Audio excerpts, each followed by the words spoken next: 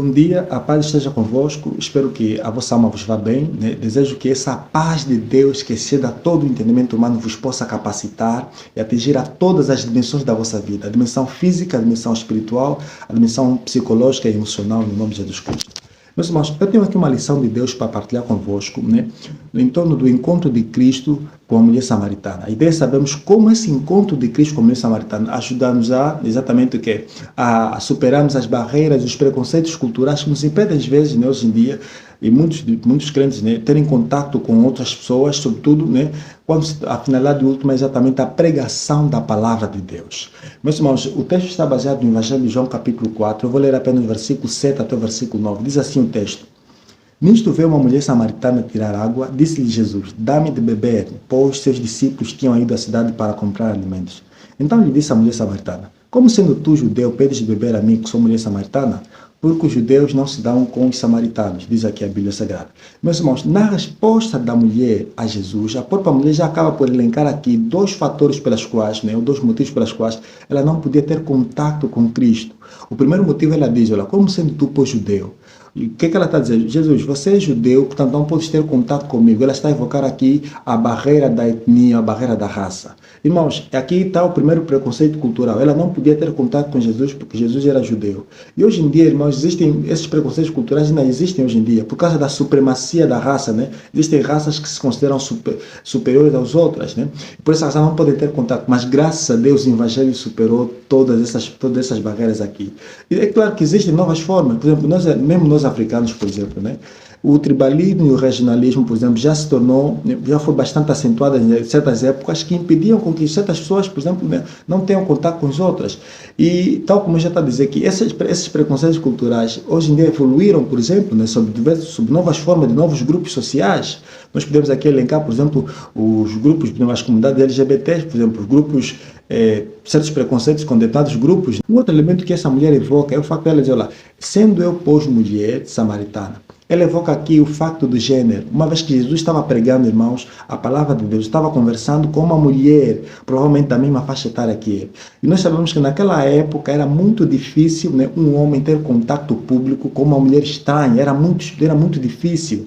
O que Jesus aqui acaba por nos ensinar, irmãos, é o seguinte, irmãos: não importa as barreiras culturais e sociais da época, né, a pregação do Evangelho tem uma supremacia sobre tudo e sobre todos. Hoje em dia, muitos de nós temos dificuldade de pregar, por exemplo, para o gênero oposto, por exemplo, talvez por razões passionais, por exemplo, que permeiam na mente de muitos crentes, né? Não sabendo separar exatamente o compromisso da pregação da palavra de Deus com as questões passionais, por exemplo, que acabam por impedir certos crentes de pregar a palavra de Deus ao gênero oposto. E Jesus estava pregando exatamente, né, a palavra de Deus a uma mulher. Agora, vejam, irmãos, quais são as razões pelas quais os judeus, né, odiavam os samaritanos? E por que os judeus não podiam ter contato com os samaritanos? Eu vou elencar aqui agora um conjunto de razões históricas. Se a gente voltar no Antigo Testamento, no segundo livro de Reis, capítulo 17, a partir do versículo 24, a Bíblia nos fala que o rei da Síria, né, pegou todos os povos que habitavam a Samaria e levou-os cativos à Síria, uma vez que a Síria era a maior potência militar da época. E em lugar dos judeus autóctones que viviam, por exemplo, na região de Samaria, uma vez que o reino de Israel estava dividido entre o reino do sul e o reino do norte. O reino do norte onde estava a Samaria, e esses aqui foram os primeiros a serem levados cativos, não, sob o cativeiro assírio. E o rei da Síria pegou os povos da Babilônia e os colocou em substituição dos judeus que viviam na região de Samaria. Esses povos aí, irmãos, que passaram a viver em região de Samaria, eles se tornaram os ascendentes dos samaritanos. Ou seja, os samaritanos são descendentes dos povos, né, pagãos que vieram da Babilônia e passaram a habitar exatamente, né, na região de Samaria por meio dos casamentos mistos, né? Os judeus consideravam os samaritanos como sendo uma raça impura, uma vez que nem eram judeus autóctonos como tal. A segunda razão, irmãos, pelas quais os judeus não consideravam os samaritanos, era o facto de que os samaritanos, eles adoravam a Deus de uma maneira sincrética. Isso quer dizer o quê? Quando os babilônios quando o rei da Síria colocou os povos da Babilônia, né, habitarem, por exemplo, a região de Samaria, esses babilônios tinham suas próprias formas de adorar, seus próprios deuses que já traziam da Babilônia. E quando chegaram lá, eles acabaram por conhecer ao Deus de Israel, então também tinham a necessidade de adorar esse Deus. Só que eles, em vez de deixarem de lado as suas formas pagãs de adorar, eles criaram uma espécie de um culto sincreto, misturaram essas duas formas, né, diferenciadas ou antagônicas de adoração e passaram a adorar a Deus dessa maneira. Eles adoravam a Deus de uma maneira muito errada, né? Ou seja, invocavam a Deus, mas com doutrinas de misturas aí pagãs. E nós sabemos que existem novas formas de paganismo hoje em dia, novas formas de sincretismo religioso que acontece hoje em dia, né? Nós sabemos que o sincretismo religioso afetou muito, né, sobretudo a Igreja Católica. E eu passo aqui a citar na Igreja, por exemplo, as religiões de matriz africana. Eu não tenho nenhum preconceito com isso, sobretudo aquelas que se consideram cristãs. Muitas dessas religiões de matriz africanas, elas adoram a Deus, né, mas com muitos traços da religião africana, por exemplo. Mas muitas dessas igrejas aqui, se você ler a matriz doutrinária dessas igrejas aqui, elas invocam até a Cristo numa primeira fase. Mas na construção da doutrina, você vai ver muitas dessas doutrinas aqui, que nem são exatamente respaldadas na Bíblia Sagrada. E era esse tipo de prática que os samaritanos tinham, e os judeus, com toda a devida razão, né, consideravam eles como sendo totalmente hereges. E uma das outras razões, irmãos, é o facto de que, quando se deu o segundo cativeiro dos judeus, uma vez que a tribo do norte já havia sido levada cativo, e depois se deu a tribo do sul, que era a tribo de Judá, que havia ficado, né? E a Judá e Simeão, que haviam sobrado, né? As 10 tribos haviam sido levadas cativo. Haviam restado apenas 2 tribos, a tribo do sul.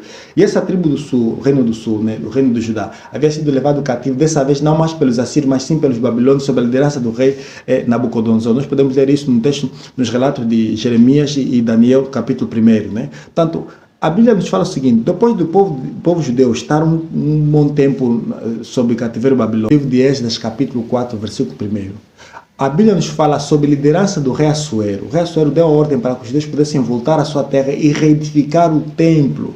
O que a Bíblia nos fala no capítulo 4 do versículo 1 do livro de Esdras? Que os inimigos de Israel se levantaram contra essa atitude. Quem eram os inimigos de Israel? Eram os samaritanos. Ou seja, os samaritanos se opuseram à ideia dos judeus reconstruírem o seu templo.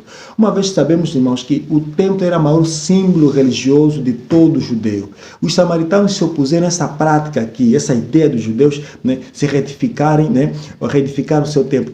Uma vez, o que eu estou tentando dizer é o seguinte, irmãos: os samaritanos se opuseram à reestruturação espiritual, ao crescimento espiritual dos judeus, né, quando se opuseram exatamente na reconstrução do templo, que era o maior símbolo religioso dos judeus. Uma outra forma de oposição que os samaritanos fizeram com os judeus se deu sob a liderança de Neemias.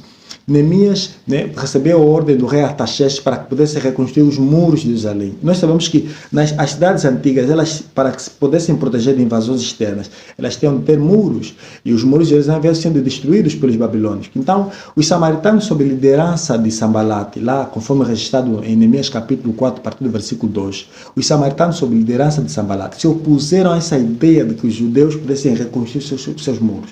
Existiram, assim, razões históricas aceitáveis pelas quais os judeus tinham motivos suficientes para odiar os samaritanos e nem considerar os samaritanos como tal. Agora, do lado dos samaritanos também tinham suas razões, né? Algumas dessas razões eram pelos fato de que eles olhavam para os judeus nem os consideravam como sendo, né, israelitas autóctones. E segunda razão, irmãos, é que os samaritanos, uma vez que não participavam do culto a Deus em Jerusalém, eles tiveram a necessidade de construírem um templo, né, que pudesse concorrer contra o templo de Jerusalém no Monte Gerizim, né? Uma vez que nós podemos ler isso em João capítulo 4, versículo 20, Jesus falou: não é neste monte, nem em Jerusalém, onde haverá a verdadeira adoração. O que Jesus estava falando? Quando Jesus disse não é neste monte, Jesus estava dizendo no Monte Gerizim, que era o símbolo, né, o local mais santo dos samaritanos. E nós ainda, se recuamos um pouquinho na história, já no período intertestamentário, né? O período intertestamentário é aquele período onde houve a separação entre o Antigo Testamento e o Novo Testamento, o período do silêncio, né, como é considerado. Se a gente consultar nos livros apócrifos, né, para quem lê a Bíblia da Igreja Católica, nos livros de Macabeus ou certos livros seculares, a gente vai ouvir falar, por exemplo, de um homem chamado João Herculano, por exemplo. João Herculano foi descendente dos Macabeus. E esse João Herculano, 130 anos antes da vinda de Cristo, ele teve uma guerra contra os samaritanos. E nessa guerra acabaram por destruir esse templo que estava no Monte Gerizim. E os samaritanos, por essa razão, acabavam ainda mais por odiar os judeus.